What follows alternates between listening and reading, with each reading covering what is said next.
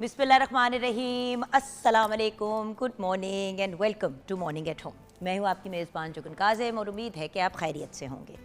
Viewers, हमारा weekend तो सारा हमारी पूरी टीम का ही और मेरा भी और सबका ही और आप लोगों का भी प्रॉब्ली गुजरा होगा। वेरियस मंडियों में जाके जानवरों को चेकआउट किया होगा आप लोगों ने, ऑनलाइन भी बहुत से लोग रेट वगैरह देख रहे होंगे। लेकिन इसके साथ साथ एक बात का रिमाइंडर ज़रूर आपको देना चाहूँगी, कल ज़रूर इस पे हम डिटेल में भी बात करेंगे कि व्यूअर्स, जहाँ पे अच्छा जानवर लेना है, कुर्बानी करनी है, वहाँ पे कुर्बानी की जो एक रूह है उसको समझना बहुत ज़रूरी है। सो प्लीज़ मेरी आप सबसे एक रिक्वेस्ट है कि जहाँ पे ये सब काम कर रहे हैं, मामलात कर रहे हैं, जानवर हमने शो ऑफ करने के लिए व्यूअर्स नहीं लेना। अपनी हैसियत, अपनी औकात के हिसाब से जानवर लेना है और वो जानवर लेना है जो हम अफोर्ड कर सकें। होता ये है कि लोग अक्सर जो है कि भाई साथ वालों ने बैल ले ली तो हम भी अब ऊँट लेंगे किस्म के मामलात शुरू हो जाते हैं। उनका बकरा छोटा है, हमने बड़ा बकरा लेना है। व्यूअर्स, ये बातें थोड़ी मायूब होती हैं और सिंपल सी बात है, मुकाबले किस चीज़ के लगा रहे हैं? मुकाबला तो हमने अपनी ही ज़ात के साथ लगाना है कि हर बार हर ईद पे पहले से अपने अमाल को बेहतर रखें, अपने आप को पॉजिटिविटी की तरफ लेके जाएं। लेकिन ये जो जानवरों के ऊपर मुकाबलेबाजी चल रही है ना व्यूअर्स, ये मुझे ज़रा थोड़ी सी मायूब और अजीब सी लग रही है। और आई एम श्योर कि अगर आप इसको एक generally ethically point of view से भी देखें कि जिसकी जितनी औकात है उस हिसाब से करें। अब मैं कुछ दिन पहले एक बंदे से बात कर रही थी, भाई बने हुए मेरे, मैंने कहा जी भाई मुझे बताएं कि हो गए सारे कुर्बानी के सारे मामलात आपने कर लिए, हमने ये मैनेज किया है, आप बताएं आपका क्या। तो हम बातचीत करें तो उन्होंने कहा भाई हम लोग, मैं तो किसी तरह बैल करने की कोशिश कर रहा हूँ। मैंने कहा हैं, मतलब इतना बड़ा जानवर, वो तो 4.5-5 लाख 6 लाख पे का भी बिकता है, तो वो आप कैसे? कहते हैं बस भाई अब हमसायों ने भी बैल ले लिए है तो हमारे नीचे पता नहीं फलां रोड के आगे जाएं थोड़ा सा तो वहाँ पे उन्होंने ऊँट लिया हुआ है। तो पिछले साल तो हमने बकरे किए थे लेकिन बड़ी शर्मिंदगी हुई थी। तो मैंने कहा शर्मिंदगी क्यों हुई थी आपको? कहते वो फिर गोश्त नहीं था ना इतना लोगों को देने के लिए, तो हम इस बार बैल कर रहे हैं। तो मैंने अपने एक भाई से जो है वो भाई भी हिस्सा डाल रहा है, दूसरा भाई भी डाल रहा है, तो तीसरा मेरा जो हिस्सा है वो मेरा भाई डाल रहा है, मैं उसे उधार ले रहा हूँ, उसके बाद मैं उसको कवर कर दूँगा। तो मैंने कहा भाई कुर्बानी उधार लेके कैसे? खैर मैं भी चुप हो गई कि अब मैं क्या आगे से बोलूँ। तो बस व्यूअर्स, लोगों में और दुनियावी चीज़ों में नहीं पड़ना, पॉजिटिविटी की तरफ जाना है, क्योंकि लिटरली इंशाल्लाह परसों हम सब मिलके ईद मनाएंगे। तो कोशिश करें कि ज़रा अपने आप को इन चीज़ों से हम बाहर रखें। उसके साथ साथ व्यूअर्स, आज बात करनी है खेल की अहमियत पे, स्पोर्ट्स की अहमियत पे। व्यूअर्स देखें, आज पाकिस्तान समेत दुनिया भर में वर्ल्ड फुटबॉल डे बनाया जा रहा है। उससे रिलेटेड तो हम आगे मतलब आपसे तो 1-2 पॉइंट्स में शेयर ज़रूर करूँगी। लेकिन स्पोर्ट्स खेलना, खेल में इन्वॉल्व होना, किसी भी किस्म की खेल में बड़ी ही इम्पॉर्टेंट चीज़ है हर इंसान के लिए। फ़िज़िकल एक्टिविटी और स्पोर्ट्स की अहमियत बहुत ज़्यादा आजकल की दुनिया में पहले से भी ज़्यादा बढ़ गई है। क्यों? क्योंकि स्पोर्ट सिर्फ एक फ़िज़िकल एक्टिविटी नहीं है व्यूअर्स, ये इंसान के जहन को, मेंटल हेल्थ को भी बेहतर बनाती है, आपकी जिस्मानी सेहत को बेहतर करती है, उसके अलावा आपके अंदर डिसिप्लिन पैदा करती है, सेल्फ़ कॉन्फिडेंस, खुद एतमादी आपके अंदर आती है और टीम वर्क की स्किल्स भी इंसान सीखता है। सो खेल एक बड़ी इम्पॉर्टेंट चीज़ है आजकल के दौर में। क्यों ये इतना इम्पॉर्टेंट हो गया? क्योंकि बच्चे जो हैं वो अपने टैबलेट, स्क्रीन्स, मोबाइल से साइड पे ही नहीं होते, और स्पोर्ट्स वो वाहिद चीज़ है जो इनको एक सेहतमंद ज़िंदगी की तरफ लेके जा सकती है। ये सिर्फ बॉडी को फिट नहीं रखता बल्कि दिमाग को भी फ्रेश करता है, इंसान के अंदर फोकस पैदा करता है और हमें ज़्यादा क्रिएटिव बनाता है। और बाय द वे, ये सिर्फ बच्चों को या यंग लोगों को अप्लाई नहीं करता, ये बच्चे बड़ों सबको अप्लाई करते हैं। हम क्यों मॉर्निंग एट होम में अक्सर आपसे ये बात शेयर करते हैं कि प्लीज़ चहलकदमी, वॉक, एक्सरसाइज, जॉगिंग, कोई कार्डियोवैस्कुलर एक्टिविटी ज़रूर करें, क्योंकि ये हमारी सेहत के लिए एक बहुत बेहतर चीज़ है। गैजेट से हट के अगर हम बैट बॉल की तरफ चले जाएं, बैडमिंटन की तरफ चले जाएं, स्विमिंग की तरफ चले जाएं, जो स्पोर्ट आप अफोर्ड करते हैं, जो आपके, क्रिकेट तो एक बैट और बॉल और विकेट्स हों तो किसी भी मैदान में जाके आप भी अपने बच्चों के साथ खेल सकते हैं। स्कूल्स में देखें, आप अगर देखें तो प्लेज में स्पीच वगैरह जो है इंसान की बेहतर होती है, और लोग स्पीचेस में, प्लेज में, नात कंपटीशन में, वेरियस डिफरेंट चीज़ों में, किरत कंपटीशन में कम्पीट करते हैं। लेकिन अब इस डिजिटल दौर में लोगों ने बिल्कुल अपने आप को फिजिकल एक्टिविटी से दूर कर दिया, जनरली लोगों ने कर दिया। जब घर के बड़े भी कोई स्पोर्ट्स की एक्टिविटी में इन्वॉल्व नहीं होंगे या फिजिकल एक्टिविटी में नहीं होंगे तो व्यूअर्स बच्चे कैसे होंगे। मुझे याद है कि जब ईद की छुट्टियां आती थीं या कोई भी वेकेशन टाइम आता था तो फैमिलीज़ में जो घर के मर्द हजरात होते थे वो क्रिकेट बैट और बॉल और विकेट्स लेके बाहर चले जाते थे और घर वालों को बच्चों को कहते थे आ जाओ आ जाओ आ जाओ। घर की खवातीन मर्द सब मिलजुल के आपस में क्रिकेट खेल रहे होते थे। कोई विकेटिंग का, कोई विकेट कीपर बना हुआ है तो कोई उस वक्त जो है वो बैटिंग पे खड़ा हुआ है। तो point is viewers, at the end of the day अगर घर के बड़े ही बच्चों को बाहर नहीं लेके निकलेंगे तो बच्चे खुद तो नहीं उठ के बाहर जाएंगे। उनको इन एक्टिविटीज़ में इन्वॉल्व करना आजकल बहुत ज़रूरी है। स्पेशली जब गर्मियाँ होती हैं तो बच्चे ज़रा कतराते हैं बाहर जाने से, वो कहते हैं हम अंदर ही बैठे रहते हैं। लेकिन ग्राउंड में वक्त गुजारने वाला बच्चा ज़्यादा फोकस्ड होता है, उसमें एनर्जी ज़्यादा होती है और उसमें डिसिप्लिन भी ज़्यादा होता है। इसलिए स्कूल्स और कॉलेजेस में स्पोर्ट्स की एक्टिविटीज़ को प्रमोट किया जाता है। पहले एक्स्ट्रा करिकुलर एक्टिविटीज़ कहा जाता था, अब को करिकुलर एक्टिविटीज़ कहा जाता है, यानी करिकुलम के साथ को, यानी कि उसके साथ, एक्स्ट्रा नहीं, को करिकुलर। सो ये एक बड़ी इंपॉर्टेंट चीज़ है। और क्योंकि आज वर्ल्ड फुटबॉल डे मनाया जा रहा है तो ये दिन हर साल 25 मई को मनाया जाता है ताकि फ़ुटबॉल के ज़रिए दुनिया भर में यूनिटी, टीम वर्क और स्पोर्ट्समैनशिप को प्रमोट किया जा सके। यूनाइटेड नेशंस ने इस दिन को ऑफिशियली रिकग्नाइज़ किया ताकि फ़ुटबॉल को ग्लोबल इंपॉर्टेंस दी जाए और उसके पॉजिटिव इम्पैक्ट को सेलिब्रेट भी किया जाए। क्योंकि आप देखिए व्यूअर्स, फुटबॉल सर से लेके पाँव तक की एक्सरसाइज है, सर से लेके पाँव तक लिटरली। सो दुनिया भर के लेजेंडरी फुटबॉलर्स भी इस गेम को खेलते हैं जिसकी वजह से वो बड़े फेमस हुए और आजकल वो मिलियनर्स नहीं, डॉलर्स में बिलियनर्स हैं। लायनल मेसी की अगर हम बात करें या क्रिस्टियानो रोनाल्डो की बात करें तो रोनाल्डो और मेसी तो आपको पता है इंटरनेशनल नाम है। बच्चा बच्चा पाकिस्तान में भी जानता है कि मेसी कौन है, रोनाल्डो कौन है। सो व्यूअर्स, बात यह है कि स्पोर्ट्स सिर्फ बच्चों को दिखानी नहीं है या वीडियो गेम्स में खिलानी नहीं है, बच्चों को स्पोर्ट्स की तरफ फिजिकली लेके जाना है। और व्यूअर्स, आजकल अगर बच्चों का कद नहीं निकल रहा, स्टंटिंग की प्रॉब्लम है और उनके नशोनुमा के इश्यूज़ हैं और खाना नहीं खाते और तंग करते हैं, तो उसमें बहुत ज़्यादा ताल्लुक़ इस बात का है कि हमने बच्चों को घरों में बंद कर दिया। व्यूअर्स, हम तो प्रोग्राम पे डे 1 से ये बात कह रहे हैं कि अगर आपके घर में कोई बच्चे हैं जो डिफरेंटली एबल्ड हैं या स्पेशल हैं तो उन बच्चों को भी घरों में बंद ना करें। उनके लिए भी बहुत अनहेल्दी है घरों के अंदर कॉन्स्टेंटली रहना, उनको भी बाहर लेके आए। और कुछ नहीं तो अगर व्हीलचेयर में भी बच्चा है तो उसको धूप लगाए, उसको धूप में बिठाएं थोड़ी देर, उसके साथ कोई ऐसी एक्टिविटी कर ले। अगर वो टांगे नहीं यूज़ कर सकता तो हाथों से बॉल कैच करा ले, कोई ऐसी एक्टिविटी करें। एटलीस्ट फ्रेश हवा तो अंदर सिस्टम में जाए, ऑक्सीजन तो आपके लंग्स के अंदर जाए। और व्यूअर्स, ये सिर्फ बच्चों को चीज़ नहीं अप्लाई करती, मैं बार बार ये बात कह रही हूँ। बच्चे हों, बड़े हों, बुजुर्ग हों, कोई भी हो, हम सबको जिस्मानी तौर पे फिज़िकल एक्टिविटी की ज़रूरत है। ये हमारे जिस्म की ज़रूरत है। हमारी बॉडी सिर्फ बैठने के लिए और लेटने के लिए नहीं बनी थी। हमारा जिस्म तो एक मशीन की तरह है। अगर हम चाहें तो हम 16-16 घंटे भी काम कर सकते हैं और करते भी हैं जो लोग करना चाहें। लेकिन अगर आपने अपनी बॉडी को ऑप्टिमल लेवल पे लेके आना है, उसकी बेहतरीन कारकर्दगी की तरफ उसको लेके जाना है, तो उसके लिए फिजिकल एक्सरसाइज ज़रूरी है। कोई नहीं कह रहा कि जिम में जाके बैठ जाए। बैडमिंटन को बहुत से लोग हैं जो चिड़ी छक्का जिसको हम कहते हैं, बचपन में कितने लोग खेलते थे। हम लोग तो बहुत खेलते थे बचपन में, मैं तो स्कूल की टीम पे भी थी। लेकिन घर में जब हम चिड़ी छक्का खेलते थे तो मामा भी, आपा भी, असद भी, नानो आके बाहर बैठ जाती थी, घर के स्टाफ के लोग भी साथ में खेलना शुरू कर देते थे और सब इन्वॉल्व होते थे। और अक्सर जब घर में फ्रेंड्स वगैरह, आज तो प्ले डेट का नाम लिया जाता है, बट मतलब जिस तरह फ्रेंड्स घर आते थे खेलने के लिए, हमारा घर का लॉन बड़ा था तो हम लोग बाहर से अंदर जाते ही नहीं थे। घर वाले मिन्नत तरले पे आए हुए होते थे कि खुदा का वास्ता है वापस अंदर आ जाओ, नहा लो, धो लो, कुछ पढ़ लो, कुछ लिख लो। अब क्या होता है कि माँ बाप मिन्नत तरले पे आए हुए थे कि खुदा का वास्ता है बाहर चले जाओ। लेकिन हमारे पेरेंट्स बाहर निकलते थे, हमें बाहर लेके एक्टिविटीज़ करवाते थे, बर्थडे पार्टीज़ करते थे तो वो आउटडोर करते थे और माँ बाप भी उसमें इन्वॉल्व होते थे। अब तो बर्थडे पार्टीज़ भी जब बच्चों की होती है तो किसी लोकेशन पे होती है, वो लोकेशन वाले ही सारा कुछ कर रहे होते हैं, माँ बाप बैठ के चाय कॉफ़ी पी रहे होते हैं। मैंने तो हमजा की हर बर्थडे में व्यूअर्स खुद फिजिकली इन्वॉल्व होकर एक्टिविटीज़ कराई, हसन नूर के साथ भी करती हूँ। मेरी भी बचपन की सबसे ज़्यादा जो अच्छी यादें हैं वो यही है कि मामा कितना इन्वॉल्व होकर, कितनी ये फिजिकली इन्वॉल्व होकर चीज़ें करती थी, बाहर ले जाती थी, चलो आओ हम लोग ऊंच नीच खेलते हैं, बर्फ पानी खेलते हैं, हॉप स्कॉच खेलते हैं, स्टापू जिसको कहते हैं।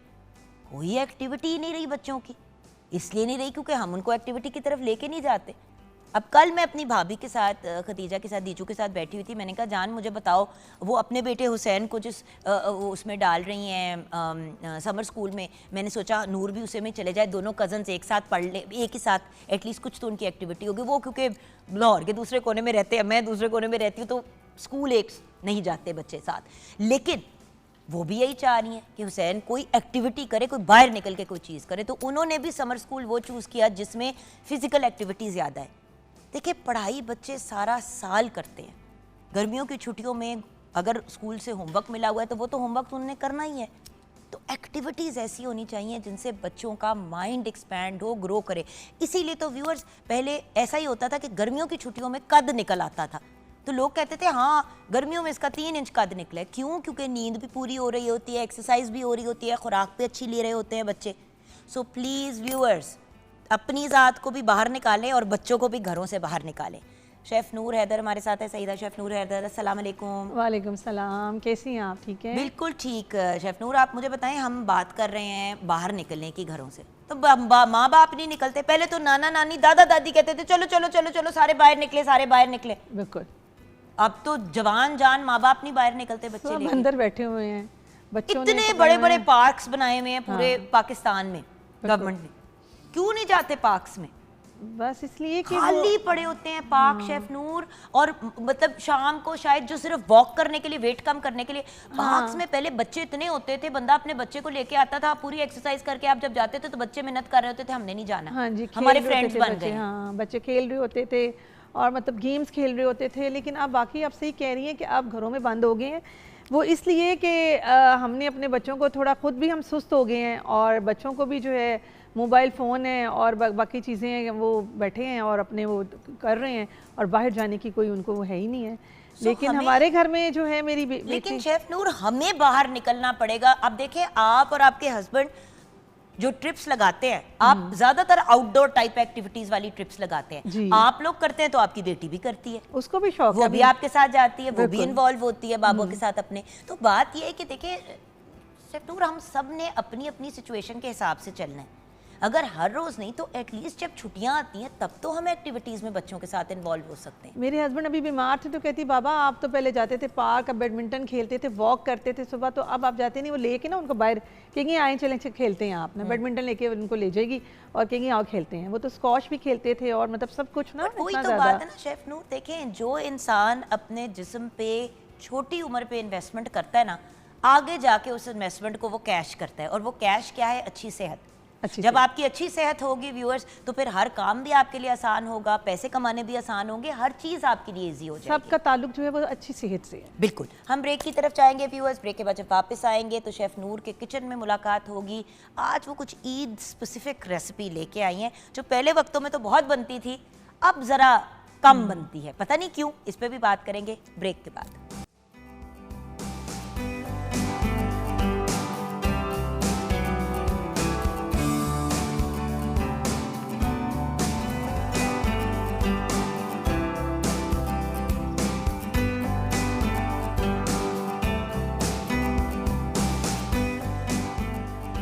Welcome back from the break viewers. हम आ गए हैं शेफ नूर के किचन में। उन्होंने कहा बैठने की कोई ज़रूरत नहीं है, डायरेक्ट आप किचन में ही आ जाए। प्याज फ्राई, ये पीले प्याज हैं, ये मस्टर्ड ऑयल में यूज कर रहे हैं। अच्छा, हाँ जी, मस्टर्ड ऑयल। हाँ, सरसों का तेल व्यूअर्स, ये देखें सरसों के तेल में आज हम बना रहे हैं। क्या बना रहे हैं लेकिन पहले ये तो बताएं ना। ये तो आज बना रहे हैं जी बीफ पसंदे। बीफ पसंद है। अब व्यूअर्स पता नहीं आप लोगों ने, कुछ लोग जो बहुत यंग होंगे शायद उन्होंने नाम भी नहीं सुना होगा, वरना बचपन में तो आई रिमेम्बर कि हर ईद पे पिसिंदे भी लोग कहते हैं, पार्चे भी, हाँ पार्चे भी कहते हैं, पार्चे भी कहते हैं, जरूर बनते थे। अब जरा इसका ट्रेंड कम हो गया है, समझ नहीं आती लेकिन क्यों शेफ नूर। हालांकि ये तो बहुत मजे के बनते हैं क्योंकि जाहिर है वो बीफ ही होता है आपका। लोग बिहारी कबाब की तरफ ज्यादा चले गए हैं। बिहारी कबाब की तरह होता है। बिहारी कबाब थोड़े ड्राई होते हैं, ये थोड़ा मसाले के साथ होते हैं, होती वही चीज है, लेकिन ये कि इसमें थोड़े जो और इसकी गोश्त की कटिंग बहुत जरूरी हाँ होती जी है।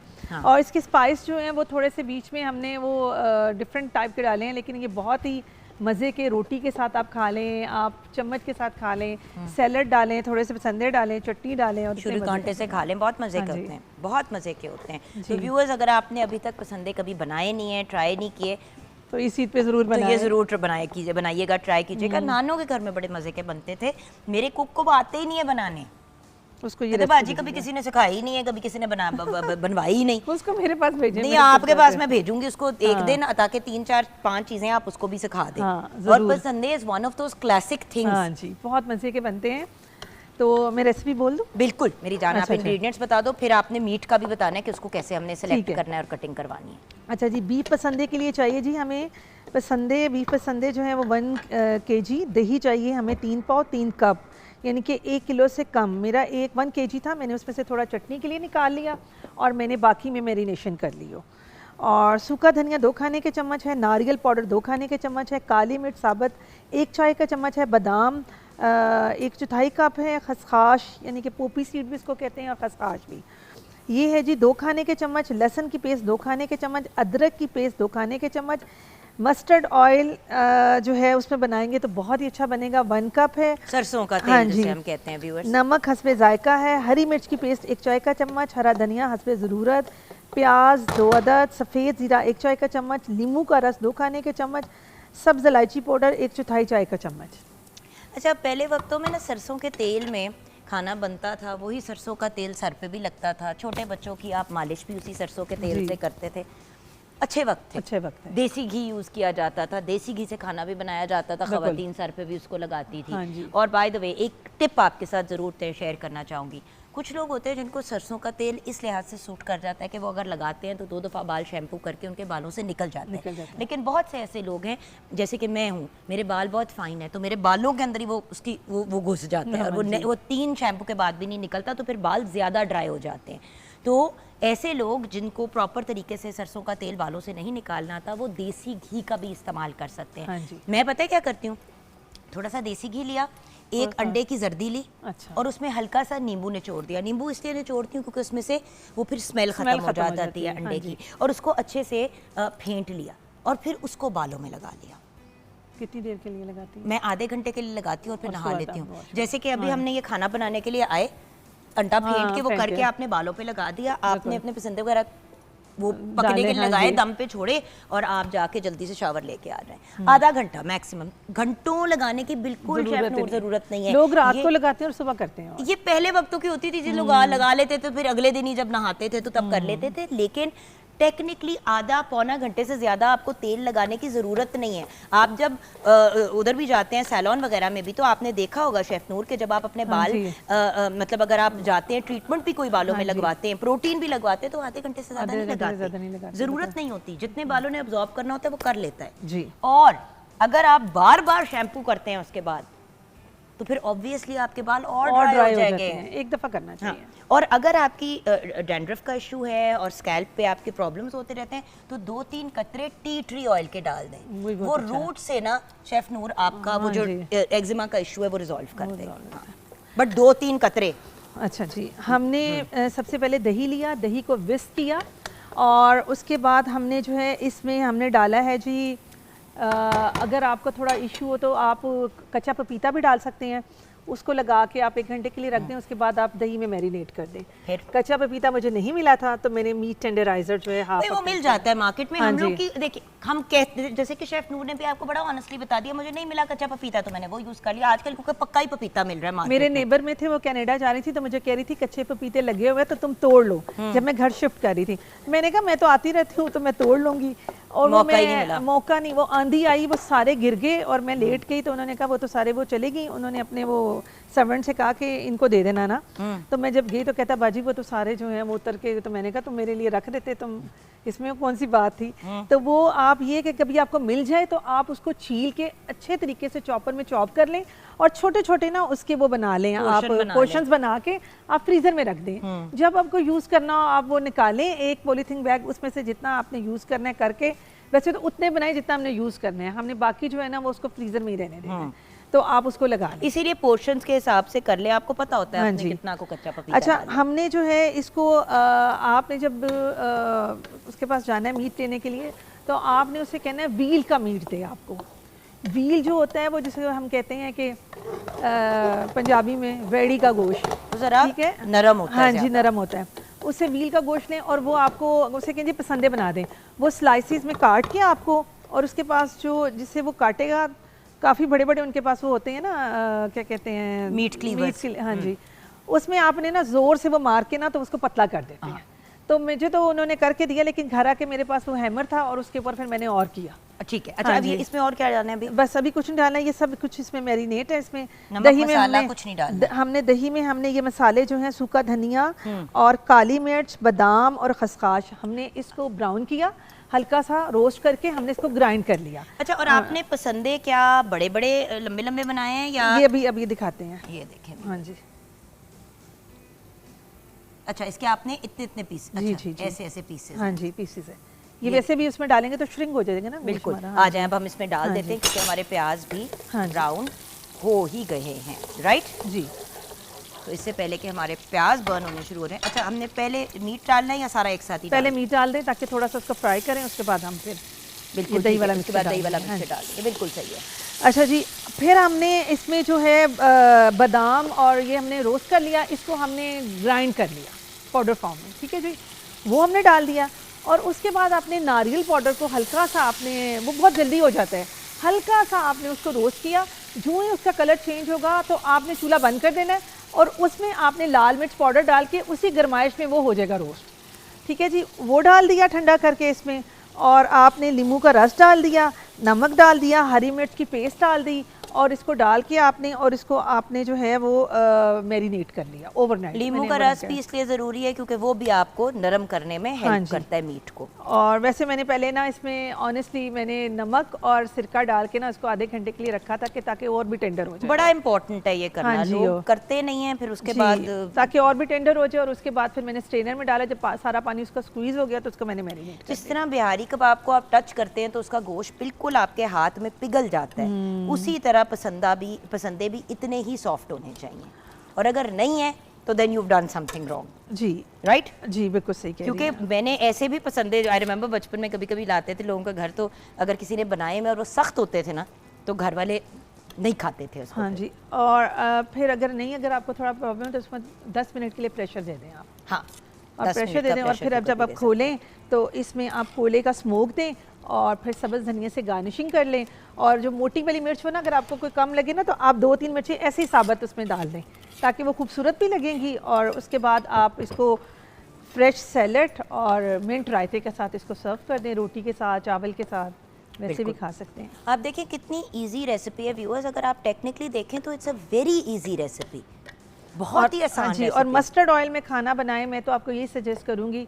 और मस्टर्ड ऑयल में खाना बहुत अच्छा बनता है, हम लोग अपने घर में मस्टर्ड ऑयल यूज़ करते हैं। हाँ, और सरसों के तेल की व्यूअर्स वैसे भी अफादियत बहुत ज़्यादा है, और पूरी दुनिया में अब वो यही कहते हैं कि जी कोल्ड प्रेस, मतलब आप जाके उसको कोलू से जाके निकलवा लें तेल, तो बहुत बेहतर ऑप्शन है। अभी हमारा यहाँ पे रायता है, हम थोड़ा सा इसको कोकोने देंगे, जब वो हो जाएगा तो इसकी जो बाकी का जो मैरिनेशन है वो भी डाल के, और 1 कप पानी डाल के हम इसको हल्की आंच पे हम पकने देंगे। तो थोड़ा सा हम इसको, जिस तरह वो कहते हैं ना, almost letting it cook in the oil. आप कितनी भी कोशिश करें, योगर्ट लगी थी वो तो उसने फिर भी होना था, तो थोड़ा सा हम इसको एक तरह से भून लेंगे इसके अंदर। जब इसका दही कम हो जाएगा फिर हम उसके बाद फिर दही डाल के इसके अंदर इसका पानी डाल के करेंगे। ठीक है, हम ब्रेक की तरफ चलते हैं। ब्रेक की तरफ जा रहे हैं। ब्रेक के बाद जब वापस आएंगे तो स्पोर्ट्स, खेल की अहमियत पे भी बात करेंगे। और ऑफ कोर्स हमारे वेरियस डिफरेंट डिपार्टमेंट्स हैं, वापटा भी है, पुलिस भी, डिफरेंट डिपार्टमेंट्स हैं जिनके रिप्रेजेंटेटिव जो हैं वो नेशनल इंटरनेशनल गेम्स में भी पार्टिसिपेट करते हैं। तो आज एक ऐसी बड़ी इंटरेस्टिंग टीम से मुलाकात होगी, आप हमारे साथ रहिएगा।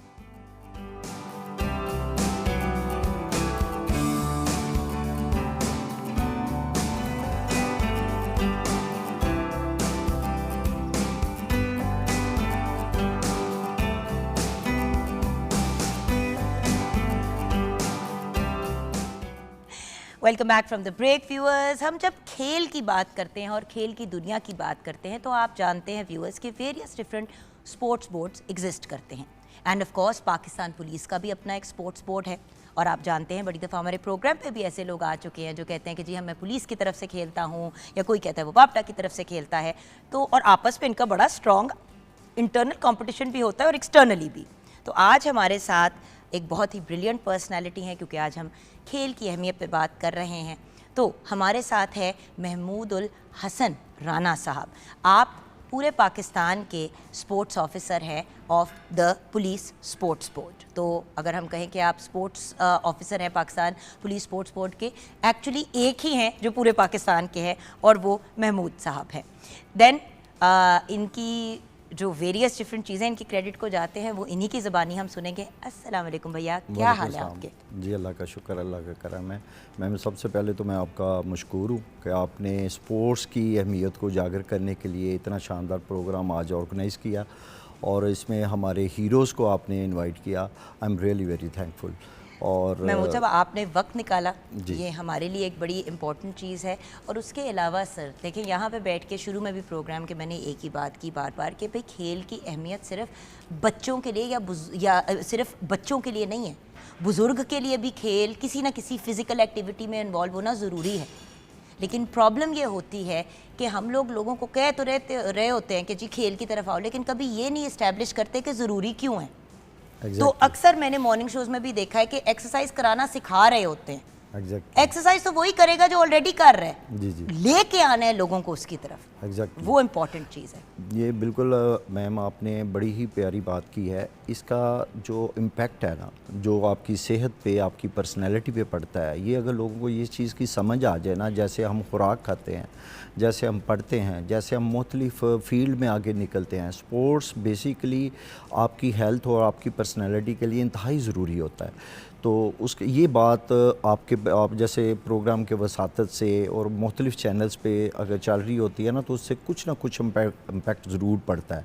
और पॉजिटिविटी ये है कि आप जब भी स्पोर्ट्स की तरफ आते हैं, आप देखें कि एक स्पोर्ट्समैन और स्पोर्ट्स के अलावा जो शख्सियात हैं उनमें बड़ी पर्सनैलिटी में बड़ा फ़र्क होता है। भाई महमूद साहब, ये तो इमरान भाई भी एग्री करेंगे। हमारे साथ मोहम्मद इमरान साहब हैं, coach of the Pakistan police kung fu team, और उसके अलावा coach of the Pakistan national kung fu team as well, और ख़ुद भी माशाल्लाह नेशनल चैम्पियन रह चुके हैं। अस्सलाम वालेकुम भाई। वालेकुम अस्सलाम।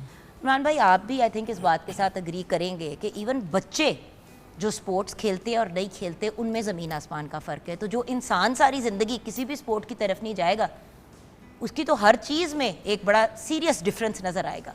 डेफिनेटली उसके फैसले की कुव्वत में भी फ़र्क पड़ जाता है कि जो स्पोर्ट्स पसंद होता है फ़ौरन उसके ऊपर रिस्पॉन्ड कर सकता है। तो जो स्पोर्ट्स नहीं करता उसमें इसमें बहुत फ़र्क है। अच्छा, बच्चों को हम करते हैं कि जी बच्चे को गेम करनी चाहिए या उनको एक्टिविटी होनी चाहिए, मोबाइल हैं, सोशल मीडिया दौर है, लेकिन बच्चे फॉलो करते हैं अपने बड़ों को, अपने पेरेंट्स को। तो पेरेंट्स करेंगे तो ही वो भी उसको यही बात मैं कह रही थी। मैं मूसा, आपको याद होगा जब हम लोग छोटे होते तो चिड़ी छिक्का खेलते थे, ऊंच नीच खेलते थे, स्टापू खेलते थे, घर वाले भी इन्वॉल्व हो जाते थे। कोई घर का बड़ा, कोई बड़ा कज़न, कोई फैमिली मेम्बर, हर बंदे के घर में या फैमिली में एक बैट बॉल और विकेट्स होती थी ऐसे, और बाहर निकल जाते थे क्रिकेट खेलने के लिए। किसी के पास हॉकी स्टिक होती थी, हॉकी बॉल, बंदा बाहर लॉन में हॉकी खेल लेता था। अब तो बड़े क्या, बच्चे क्या, इवन जो स्पोर्ट्स खेलते हैं बच्चे, वो सिर्फ अपनी प्रैक्टिस के अलावा जो है वो बाहर नहीं निकलते, जो मुझे इतनी अजीब बात लगती है।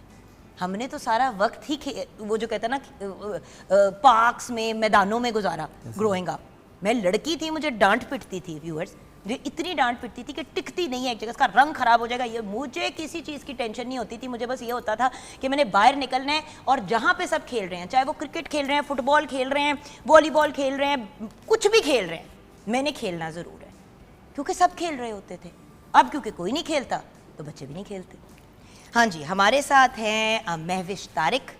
मैंने कहा बच्चों की बात करने से पहले बच्चों की बात कर लेते हैं, फिर बच्चों की तरफ चलते हैं। आप का स्पोर्ट है मार्शल आर्ट्स, कंग फू।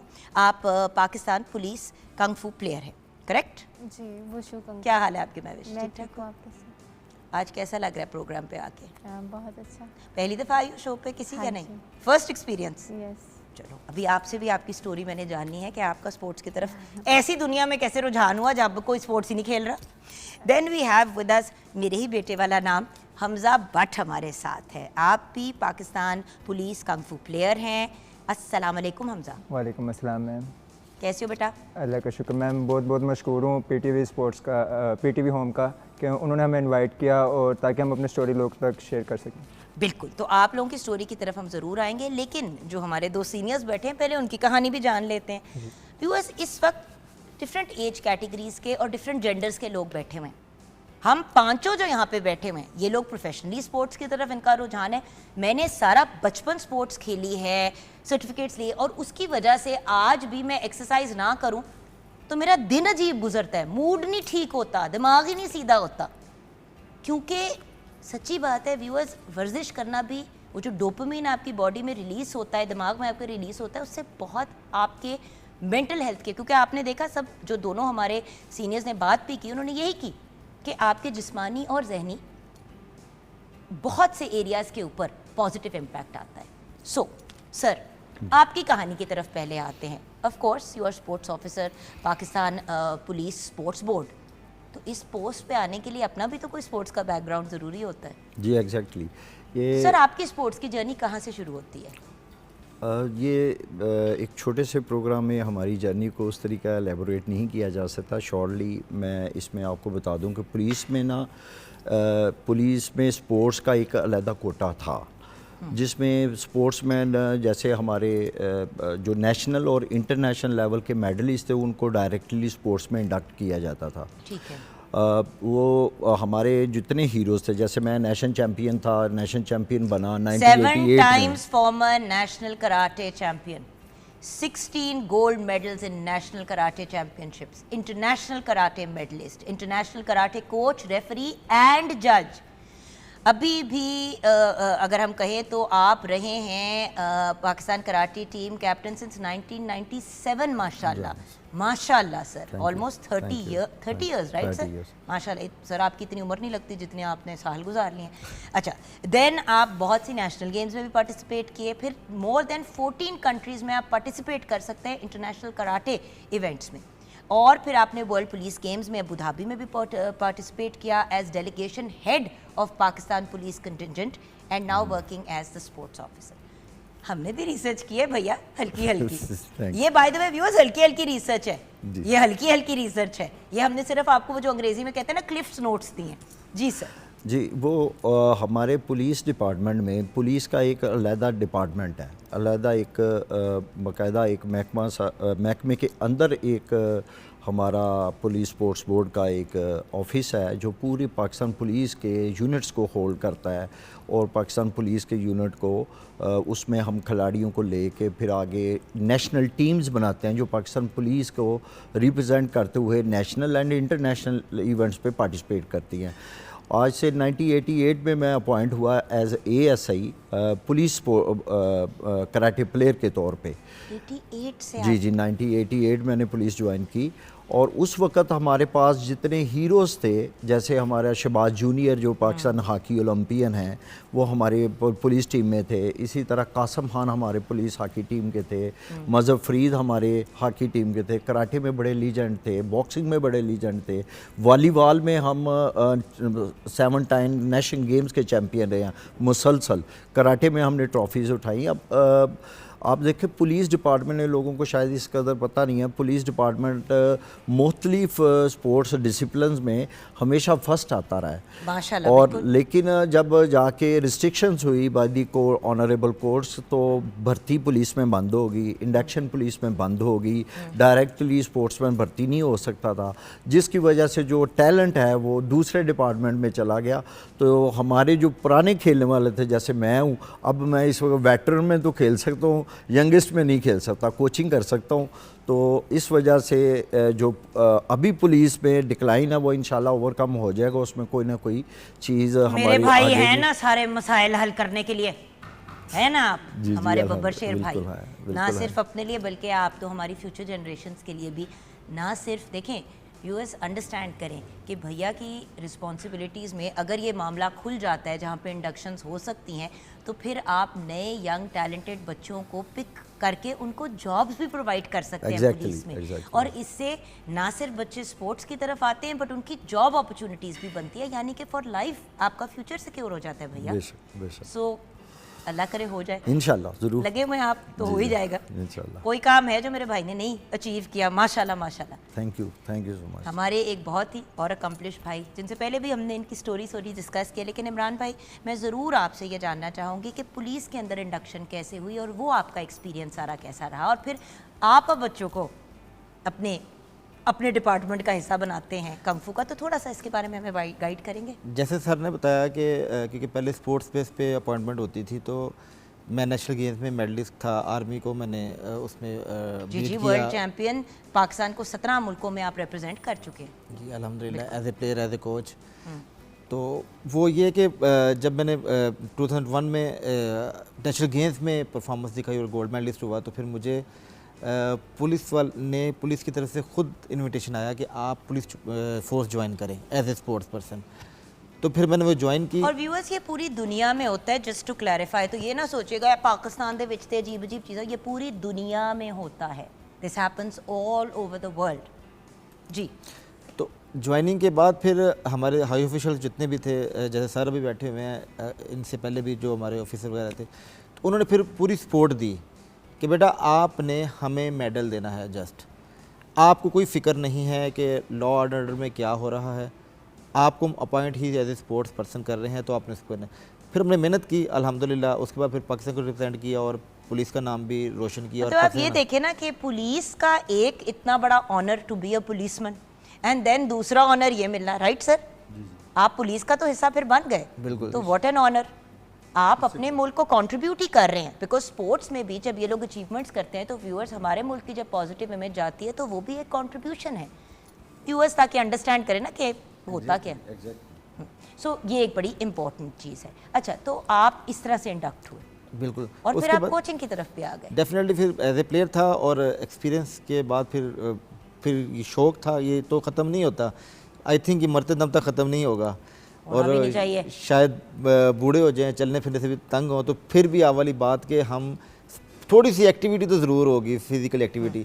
तो फिर यही सोचा कि चले जैसे हमने अपने मुल्क का नाम, अपनी डिपार्टमेंट का नाम रोशन किया है, तो वैसे ही आगे भी ये सिलसिला आगे चलता रहे, रुकना नहीं चाहिए। तो इसलिए फिर कोचिंग में आगे, और कोचिंग के बाद फिर अगले जो हमने प्लेयर्स हैं, फिर हमने उनको फिर तैयार किया। और तो हमारे साथ बहुत ही प्यारी और टैलेंटेड महविश भी हैं, और बहुत ही हमारे प्यारे से हैंडसम बेटे हमज़ा भी हमारे साथ है। तो व्यूअर्स ब्रेक के बाद जब आएंगे तो इन दोनों बच्चों की कहानी जानेंगे कि स्पोर्ट्स पहले हुआ, पुलिस पहले हुआ, ये स्पोर्ट्स को हुए, ये पुलिस को हुआ क्या, ये दोनों कहाँ से आए, इनके बारे में भी जानेंगे। And then of course sir से ये भी जानेंगे कि कौन कौन से और एरियाज़ हैं जिनके अंदर इंडक्ट इंसान हो सकता है, या क्या एफर्ट्स किए जा सकते हैं, या फिर क्या रूट बनता है अगर लोग इस तरफ से भी आना चाहते हैं। तो वो सारी हम डिटेल्स आपसे महमूद साहब लेंगे छोटी सी ब्रेक के बाद।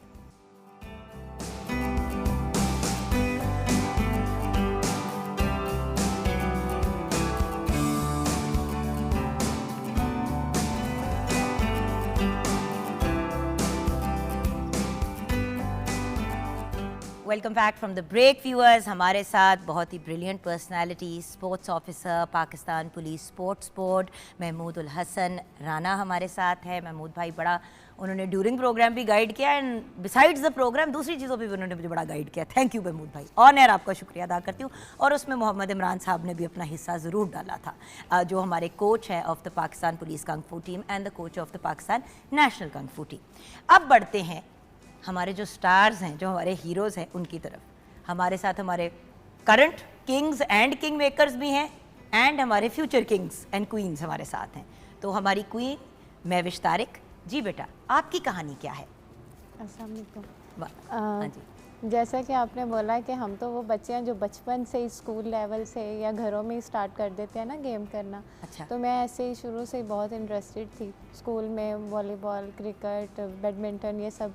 और फिर उसके बाद जब पुलिस ज्वाइन की है तो मुझे एक अच्छा मौका मिल गया। अच्छा, यानी पहले पुलिस ज्वाइन की और फिर प्रोफेशनली स्पोर्ट्स में? हाँ जी बिल्कुल। और पहले शौकिया करती पहले शौकिया करती बट थी। अच्छी स्पोर्ट्स पर्सन थी? हाँ जी। देन फिर जब पुलिस ज्वाइन की तो एक अच्छा मौका मिल गया यहाँ पे फिर कंपटीशंस में पार्टिसिपेट करना। उसमें फिर हमारे ऑफिसर्स ने हमें बहुत सपोर्ट किया। कोच और साहब ने आप एक अच्छा- नेशनल चैंपियन भी हो हाँ जी। और नेशनल गेम्स ब्रॉन्ज मेडलिस्ट भी हो। जी। और इस वक्त आजकल क्या तैयारी चल रही है? आजकल अब हमारी नेशनल इंटरनेशनल लेवल पे रिप्रेजेंट साउथ एशियन गेम्स के लिए तैयार है। ओके, हाँ जी। वंडरफुल।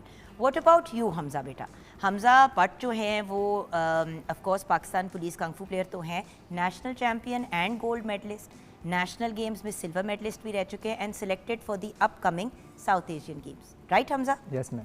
बट बात शुरू कहाँ से होती है मेरा बेटा? मैम जैसा कि आपने पहले बात की कि बच्चे वही करते हैं जो अपने पेरेंट्स को देखते हैं, अपने बड़ों को देखते हैं। Because I be very honest, आप लोगों के एज ग्रुप के पेरेंट्स जो हैं, मतलब जो आप लोगों के पेरेंट्स हैं, उन्होंने उस वक्त तक लोगों ने छोड़ दिया था बाहर निकलना।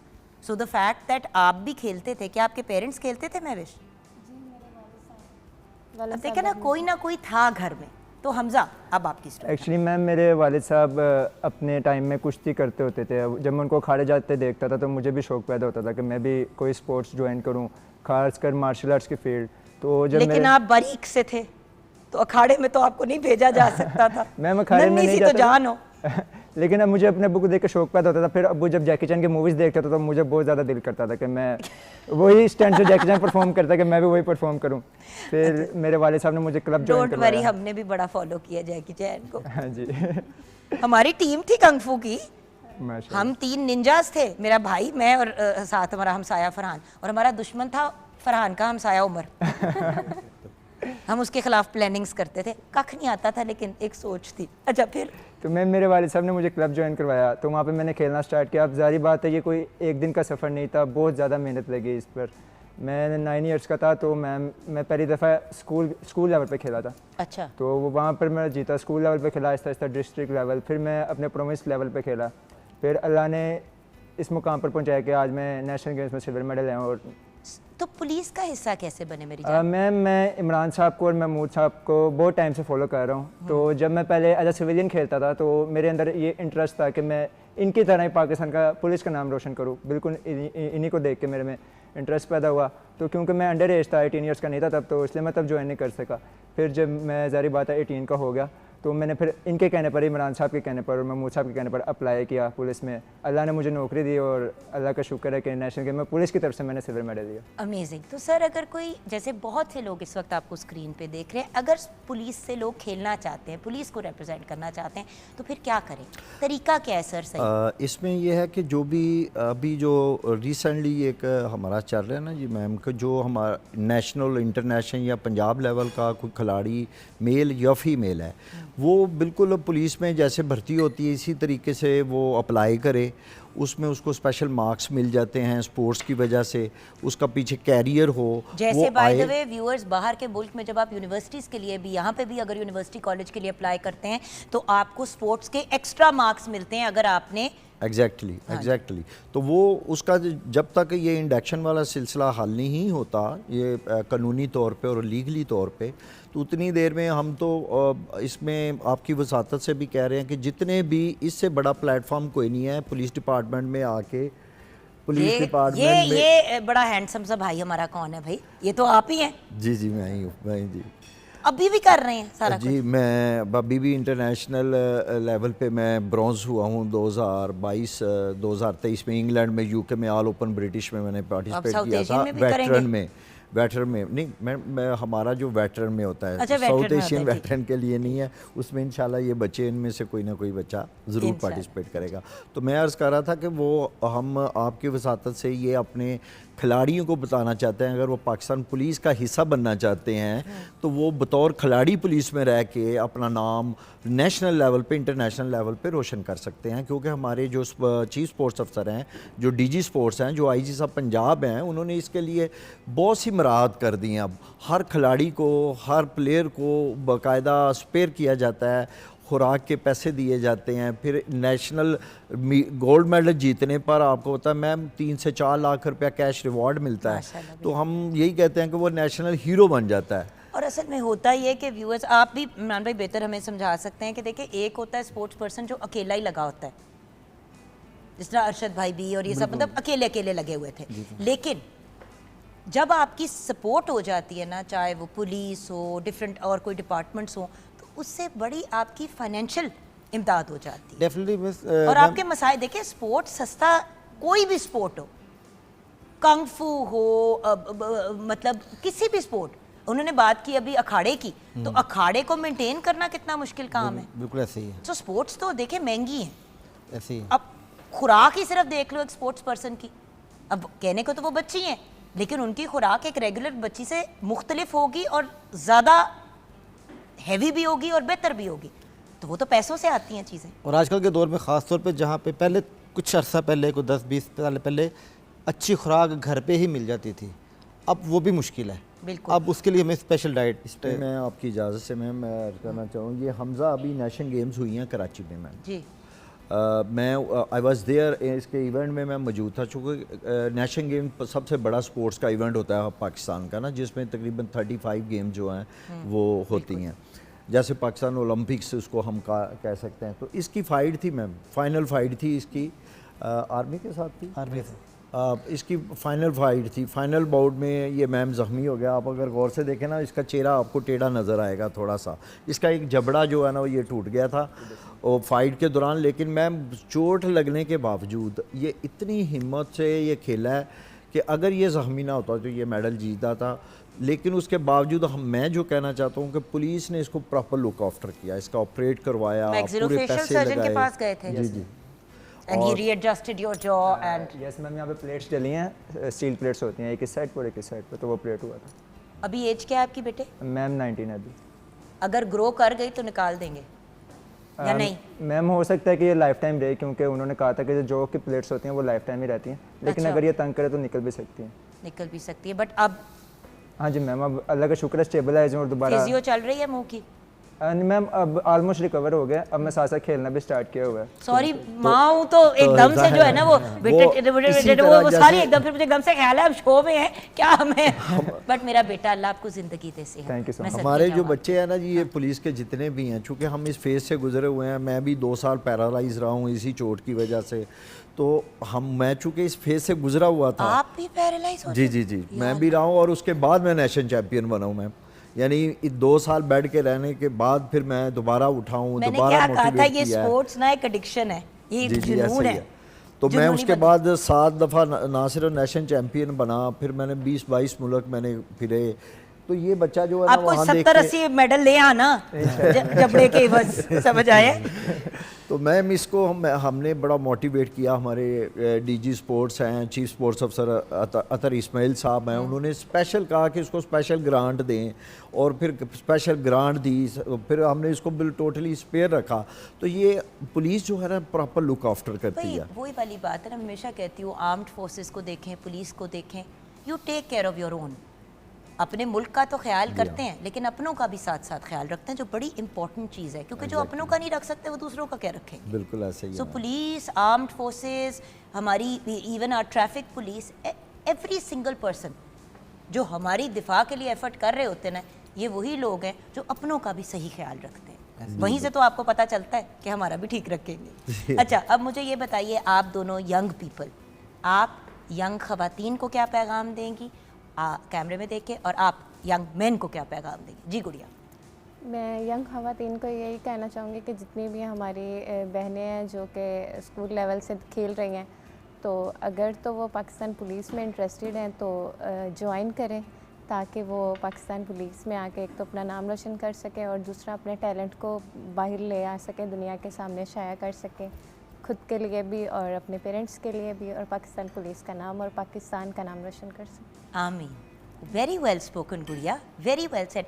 व्यूअर्स, ये भी एक चीज़ है, देखिए स्पोर्ट से आपकी ग्रूमिंग बहुत अच्छी हो जाती है। अब पुलिस में प्रॉपर तरीके से इन बच्चों को इस तरह से भी ग्रूम किया जाता है कि जब नेशनल इंटरनेशनल प्लेटफॉर्म पे खड़े होकर उनसे सवाल जवाब किए जाएं तो इनकी ग्रूमिंग उस लिहाज से भी हुई हो।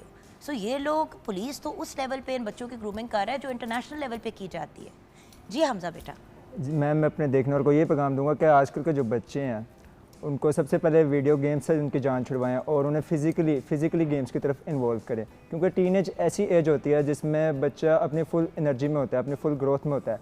तो यही टाइम होता है कि वो गलत चीज़ों को चूज़ करता है या राइट चीज़ों को चूज़ करता है। तो इस तरफ उसका रुझान करवाएं और लाजमी उसे कोई ना कोई एक्टिविटी, कोई ना कोई स्पोर्ट्स में उसको इन्वॉल्व करें लाजमी। जी इमरान भाई, आपका कलेक्टिव मैसेज क्या है?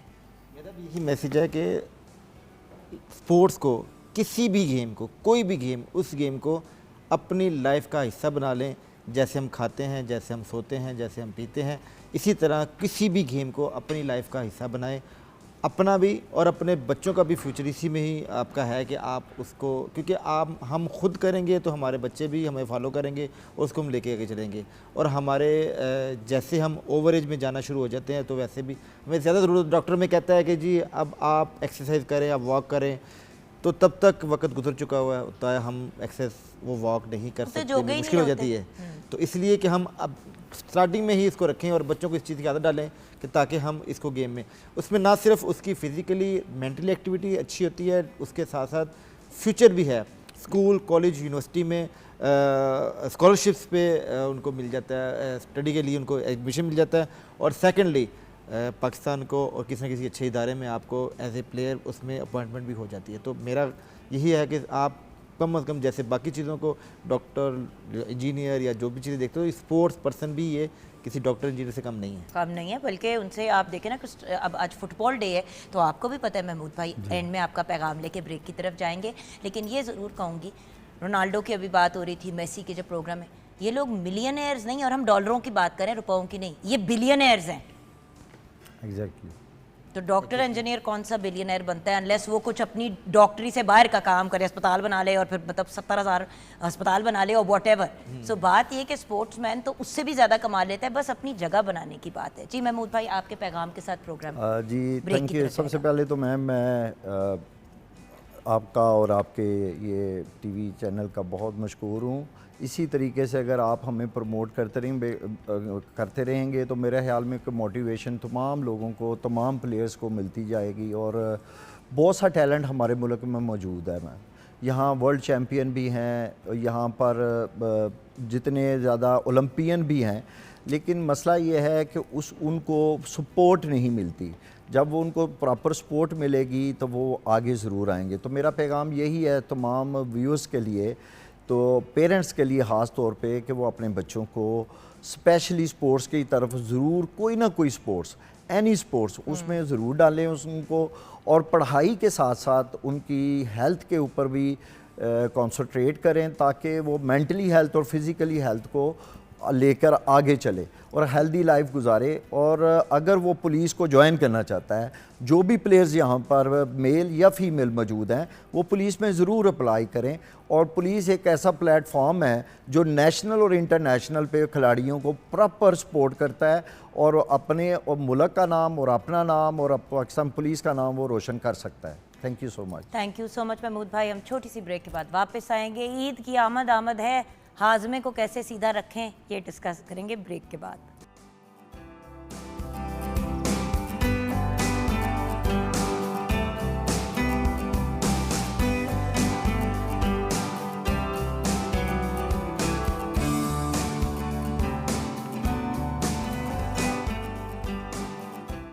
Welcome back from the break viewers. हम कुछ अपने घरेलू मामलात सारे मिलकर डिस्कस कर रहे थे, जिनमें हमारे बहुत ही एक प्यारे भाई हैं, वो चुप चुप बैठे थे।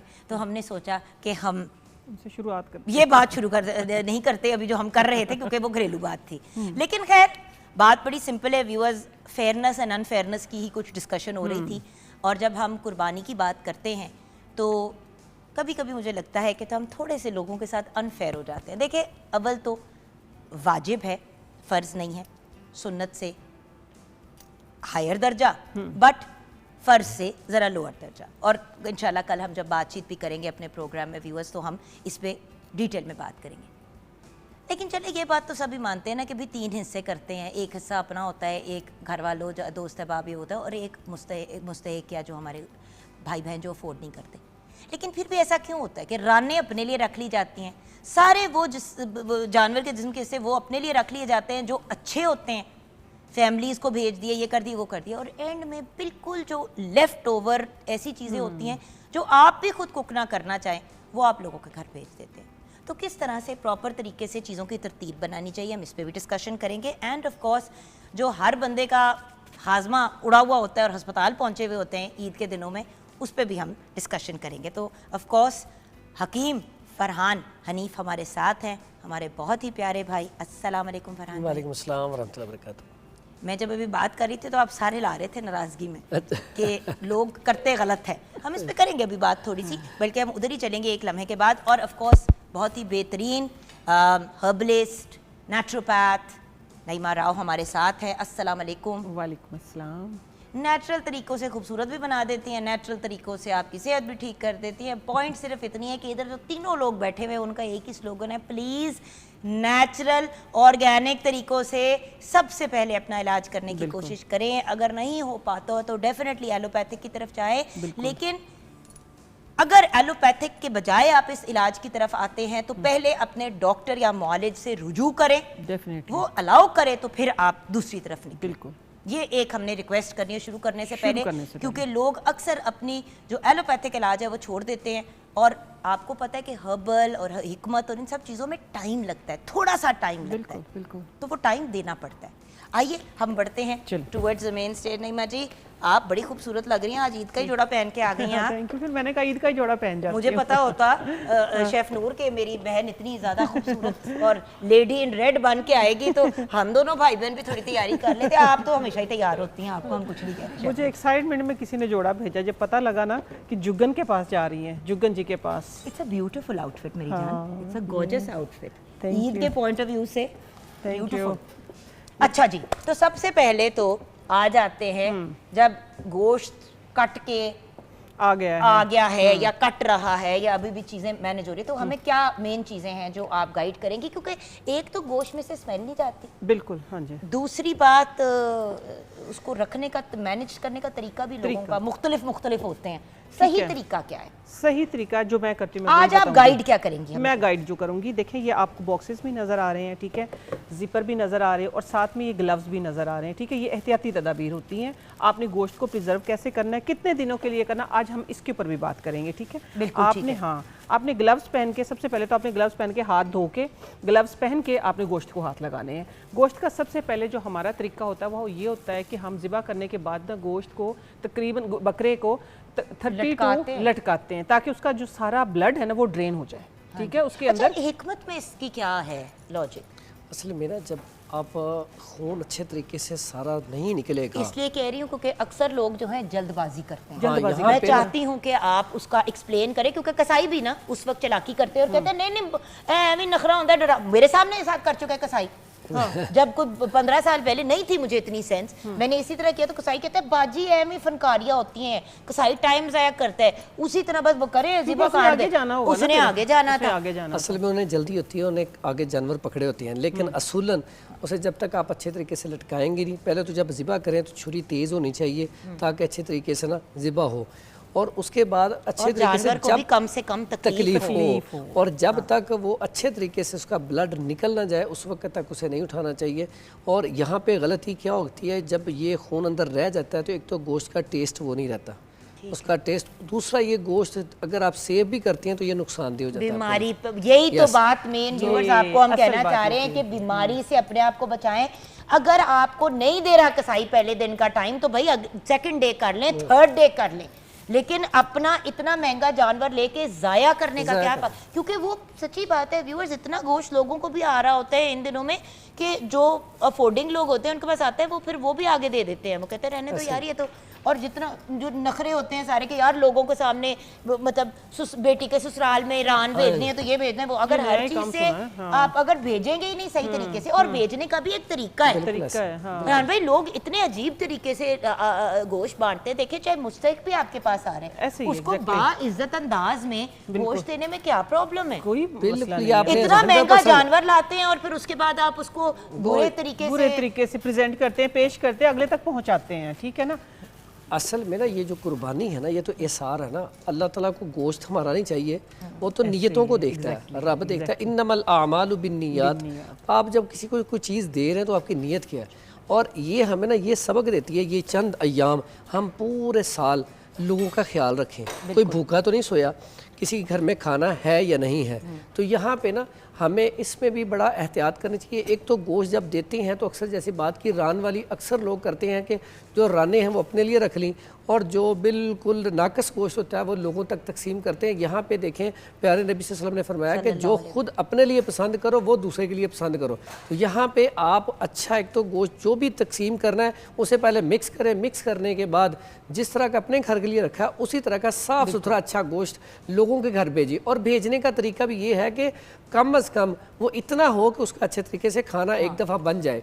ये नहीं कि बोटियां डाल के गलत करते हैं। देखिए बात ये है कि एक पूरा घर आराम से तमीज से खाना खा ले, क्या वो बेहतर नहीं है? चार मैंने ऐसे भी देखे हैं नईमा जी कि इतने बड़े थैले के अंदर ना 4 बोटियां पड़ी, 4 बोटियां, और उसमें भी चर्बी वगैरह वो सारा कुछ जो रफ मीन्स के जो नहीं खाना नहीं हो खाना जाता है। तो ये बहुत बेहतरीन ऐसा तरीका ये है कि जो आपने इतना हमारा तो जो असूल है मैं उस पर बात करने लगी हूँ। हम ये करते हैं कि हमने जो 20 घरों में भेजना है 20 घरों की बजाय हम 10 घरों में भेज देते हैं, लेकिन इतना भेजते हैं कि एटलीस्ट अगले की एक टाइम की हांडी बन जाती है। बिल्कुल एक टाइम की हांडी बन जाए ना, कोई इंतजार ना करे 2 बोटियां आई हैं अब ये 10 बोटियां होंगी तो पक्केंगी। ठीक है, पहली बात तो ये। दूसरी बात ये कि अब आपने बात की थी कि गोश्त को हम किस तरीके से साफ करें, किस तरीके से प्रिजर्व कर सकते हैं या कितने टाइम के लिए कर सकते हैं। देखिए अब पहले वाले ज़माने तो रहे नहीं है कि जब पहले गोश्त को तो सुखाया जाता था, ठीक है, पहले गोश्त को मसाले लगा के हल्दी नमक वगैरह लगा के सुखा लिया जाता था। लेकिन अब दौर आ गया है इस तरह का कि जिसमें आजकल हमारे पास फ्रिज हैं, फ्रीज़र्स हैं, इस तरह की चीज़ें अवेलेबल हैं, तो हमने उसके मुताबिक ही चलना है। तो दूसरी बात यह है कि अब मैं आपको एक ऐसा तरीका बताऊंगी। देखिए कुर्बानी पहले एक होती थी, गोश्त बचता ही इतना सा था, कोई 2-4 किलो, ठीक है।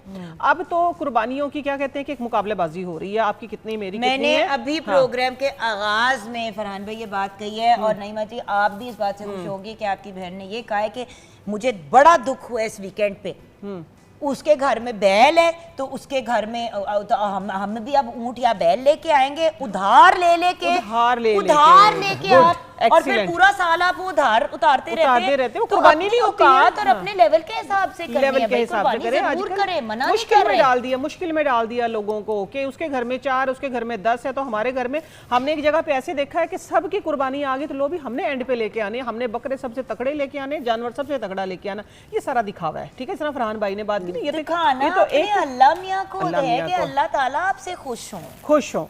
तो आपके पास लेट से मैं बात करूंगी अब आप लोगों ने गोश्त को रखना किस तरीके से। कुर्बानी की बाद जो घर में एक स्मेल होती है खून की, कुर्बानी के बाद उसको घर से कैसे भगाना है। ज़मीन पे भी बहुत होता है ये। दीदी आप ज़रा इसकी खुशबू, आपका पूरा स्टूडियो महक गया है, ठीक है ना। अब आप सोचेंगे कहाँ कुर्बानी का गोश्त और कहाँ बाथ सोप, ये क्या है? ये एक मेरा अपना टोटका है, ठीक है। ये मैं आप सबके साथ शेयर करके जाऊंगी और ऐसा मजेदार है कि आप हैरान हो जाएंगे खुद। साबुन ना तुसी खिला देना, खिलाना नहीं है, ठीक है। हाँ बिल्कुल नहीं खिलाना है मैंने आपको, लेकिन सब हर किसी को 1 चम्मच साबुन खिला दो, वो भी केमिकल वाला, ताकि बंदे का बिल्कुल ही बंदे का बिल्कुल, हाँ ये ब्रांड का छुपा देते हैं। अच्छा जी, अब गोश्त जो आता है ना दीदी, देखिए हम हर किसी का अपना अपना तरीका। हम गोश्त को ड्रेन, उसका ब्लड इतने अच्छे तरीके से करते हैं, उसकी सफाई इतनी अच्छे तरीके से करते हैं कि फिर हम वॉश नहीं करते। हमारी फैमिली में कुर्बानी का गोश्त जो है वो वॉश नहीं किया जाता, ठीक है। कुछ लोग ऐसे होते हैं कि जो जल्दी जल्दी जानवर ज़िबा कर दिया, वो बाद में उसका ब्लड आ रहा है हर बोटी के अंदर से, तो फिर उसको तो डेफिनेटली आपने वॉश करना है, ठीक है।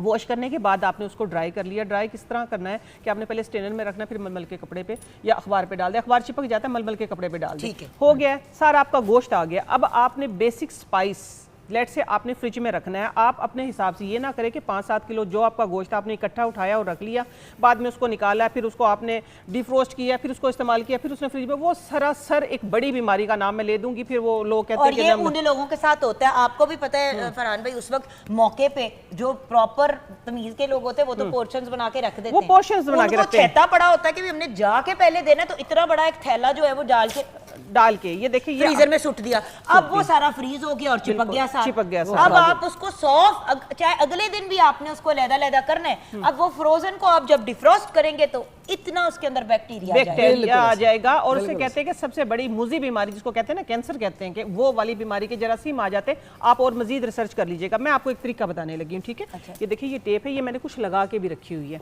ये अदरक का पाउडर है, ठीक हो गया। अदरक का पाउडर है, ये लहसुन का पाउडर। आप इसी तरीके से, जिस तरीके से देखिए मैं भूली नहीं हूँ, ठीक है, सामने सारी चीजें रखी हुई हैं। आपने क्या करना है कि इसके ऊपर ये लगा लेना है, ठीक हो गया। ये लगा के आप इसके ऊपर इजीली लिखें रखें। आपने जो चांपे रखनी है, आपने शामी का गोश्त रखना है, ये फिर आपको पैकेट जो है ये मर्ज नहीं करने पड़ेंगे। ये बहुत अच्छा है। इसके ऊपर लिख लें चाप ठीक है, या आप लिख लें हमने शामी का गोश्त रखा है, ये कीमा तो नजर आ जाता है। लेकिन फिर भी क्या होता है, सम टाइम हम खुद भी पजल हो जाते थे कि कौन सा हमने गोश्त रखा था, क्योंकि गोश्त जब सारा का सारा फ्रीज हो जाता है एक ही जैसी शक्ल हो जाती है। तो आपका बेहतरीन तरीका ये, आप इसके ऊपर ये लिख के रखें। सेकंड आप इसके ऊपर भी रखें, लेकिन ये देने के लिए यूटिलाइज करें। फ्रिज में जगह बहुत ले लेते हैं ये, ठीक है। आपने क्या करना है कि इसके अंदर जिप लो, अब भेजे भी तो तमीज से किसी के घर यही भेजे, नाम लिख के पहले से पहले रख ले। हम क्या करते हैं, पहले से पहले नाम लिख के रख लेते हैं जिन जिन बंदों के घर आयशा, आमना, जो भी, अम्मी, अमजद, हाँ जो भी है। अच्छा, अब मैं अपने गोश्त को कैसे रखती हूँ, जो कि वैसे तो गोश्त 3 हफ्ते से ज़्यादा, 1 महीने से ज़्यादा नहीं रखना चाहिए। लेट से अब गोश्त ज़्यादा है, आपने खाया नहीं है, दिल नहीं चाह रहा, 3 महीने, लेट से 3 महीने, 90 दिन से ज़्यादा फिर भी नहीं हो सकता है। डाइटिशियन इससे भी ना इत्तेफाक करे, लेकिन क्योंकि मजबूरी है, कभी भी नहीं करेंगे, क्योंकि फिर भी मजबूरी है। अगर आपने रखना है तो गोश्त का जायका और गोश्त की शक्ल जो है वो ख़राब ना हो, तो वो तरीका मैं आपको बताने लगी हूँ, ठीक है। उसमें क्या चीज़ आएगी,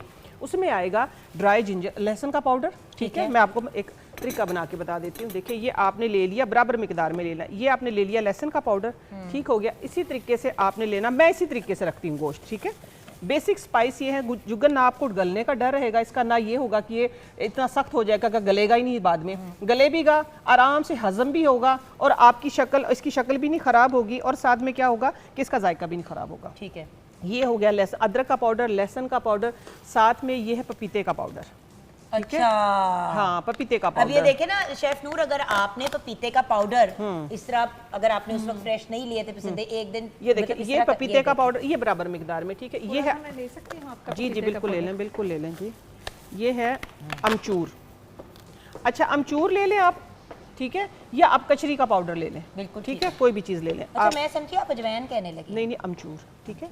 ये अमचूर, कचरी का पाउडर, पपीते का पाउडर, अदरक लहसुन का पाउडर, आपने क्या करना है, इन सबको ये मिक्स करके एक ये कर दें मिक्स करने के बाद जो आपका गोश्त है, मैं आपको बता रही हूँ 10 kg का, 10 kg में आपने क्या करना है, 100 ग्राम या 125 ग्राम हर एक चीज़ डाल के, इसके सारे के अंदर फिर आपने 125 ग्राम क्या करना है, थोड़ी हल्दी डाल देनी है, और इतना सा नमक डाल के सारे गोश्त के ऊपर लगा दें, ठीक है। सारे गोश्त के ऊपर लगा दें। लगाने के बाद फिर आप अपने ये जो जिप लॉक बैग हैं, इनके अंदर आपने डाल के सारा बेसिक स्पाइस लगा दिया अपने गोश्त के ऊपर, ठीक है, लग गया। लगाने के बाद आपने इनके अंदर डाल के और इसकी हवा निकाल के, ठीक है, ये फिर फूल जाते हैं, फूले हुए ना फिर फ्रीजर में जगह ज्यादा लेते हैं, ठीक है। आपने इसके ऊपर डाल के रख लेना। आप इसको महीने बाद, 10 दिन बाद, 1 महीने बाद, 1.5 महीना, जब भी आप निकालेंगे, जब आप बनाएंगे, आपको, क्योंकि मेरा तजर्बा है, अब तो ज़्यादा इसलिए मैं करती हूँ क्योंकि टाइम नहीं होता है, तो फिर मैं ये बेसिक स्पाइस जो है ये लगा के रखती हूँ। पपाई का पाउडर या कचरी का पाउडर लगाते हैं, उससे गोश्त बहुत अच्छा गल जाता है, और उसमें ये है कि हाजमे का भी डर नहीं होता है। अच्छा, अब मैं आपके पास वापस आऊँगी। हकीम साहब, हाजमा, हाय तो बस इस्तग़फ़ार, अस्पताल भरे होते हैं ईद के दिनों में। एक दफ़ा इसी तरह ना वो कुर्बानी वगैरह कर रहे थे, तो मुझे फनकारी चढ़ी, तो मैंने जाके ना वो सेकंड डे ईद के हम कर रहे थे, तो मैंने किया तो मेरी उंगली पे कट लग गया, खून ज़्यादा आ रहा था। फैसल ने कहा, ज़बरदस्ती मुझे ना उठा के ले गया कि जाना है डॉक्टर पे चेक कराने। मैंने कहा जानी नहीं, टेटनस का इंजेक्शन लगे। खैर, सिर्फ उस इतने से काम के लिए वो पकड़ के हम वहाँ पे गए। इमरजेंसी रूम में खड़े होने की जगह नहीं थी भैया, इमरजेंसी रूम में खड़े होने की जगह नहीं थी, इतना बुरा हाल था। पेट तो अपना ही होता है ना, गोश्त ज्यादा आ गया तो क्या हुआ। बिल्कुल, सो वही वाली चीज है ना कि मतलब यहाँ पे हम ना गोश्त तो खा लेते हैं, लेकिन बाज़-औक़ात इतना ज़्यादा बाज़-औक़ात गोश्त खा लेते हैं कि वो डाइजेस्टिव सिस्टम मुतासर रहता है। किसी की दिल की धड़कन तेज़ हो जाती है, किसी को घबराहट और बेचैनी होना शुरू हो जाती है। बाज़-औक़ात गर्मी हिद्दत इतनी ज़्यादा बढ़ जाती है कि तबीयत अपसेट होना शुरू हो जाती है। तो उसके लिए बड़ी सादा सी चीज़ है, घर में आजकल ये ताज़ा पुदीना बहुत ज़्यादा है मार्केट में। ताज़ा पुदीना ले लें 1 गट्टी, और उसके बाद इसमें ना सौंफ और अजवाइन, 1 चम्मच छोटा वाला सौंफ और 1 चम्मच अजवाइन, ये वाला पानी बना के, ये ना तकरीबन ये तीनों चीज़ें लेके तकरीबन 6 से 7 गिलास पानी ले लें और इसको उबाल के रख लें। अब ये पानी इतना ज़बरदस्त है कि आप पूरे दिन में थोड़ा थोड़ा पीते रहें तो आपको जो भी आपने खाना खाया है वो डाइजेस्ट भी होगा, साथ ही साथ ये होगा कि आपकी तबीयत इससे अपसेट नहीं होगी। जो अक्सर औकात ज़्यादा गोश्त खाने की वजह से डायरिया हो जाता है या आंतों में इन्फेक्शन होने की वजह से पेचिश लग जाते हैं, उसके लिए ये बड़ा मुफीद है कि ये आप कहवा पियेंगे तो खाना हजम भी होगा। खाना खाते ही ना एकदम से आपको पता है नईमा जी भारीपन होना शुरू हो जाता है, और फिर वो खट्टे मिर्चों वाले डकार भी लोगों को आने शुरू हो जाते हैं, और बुजुर्ग अक्सर ये सोचते हैं कि उनको हार्ट अटैक हो रहा है क्योंकि वो बिल्कुल गैस का प्रॉब्लम और हो जाता है बाजूकात, क्योंकि ऐसे पेशेंट जिनका कोलेस्ट्रॉल बड़ा होता है, ट्राइग्लिसराइड ज़्यादा होता है, उनको हार्ट अटैक हो सकता है। उसमें 2-3 चीज़ें याद रखें, एक तो ये पीने से तबीयत ठीक रहेगी, दूसरा ऐसे अफराद जिनका कोलेस्ट्रॉल ज़्यादा है, ट्राइग्लिसराइड ज़्यादा है, लिवर फैटी है या यूरिक एसिड का मसला है, ऐसे पेशेंट को चाहिए कि वो गोश्त को पहले पानी में उबाल ले, उबालने के बाद वो पानी ज़ाया कर दे, उसके बाद दोबारा उसे जो है ना गोश्त बना के वो इस्तेमाल करें, और गोश्त में अदरक और लहसुन का इस्तेमाल ज़्यादा करें। और जब भी गोश्त खाएं, नईमा जी ने स्टोर करने के लिए भी अदरक और लहसुन इस्तेमाल अच्छा पाउडर। यहाँ पे ना अक्सर गलती कर जाते हैं, गोश्त खाया, गोश्त के साथ ठंडा पानी पी लिया, तो यहाँ पे ये गलती नहीं करनी।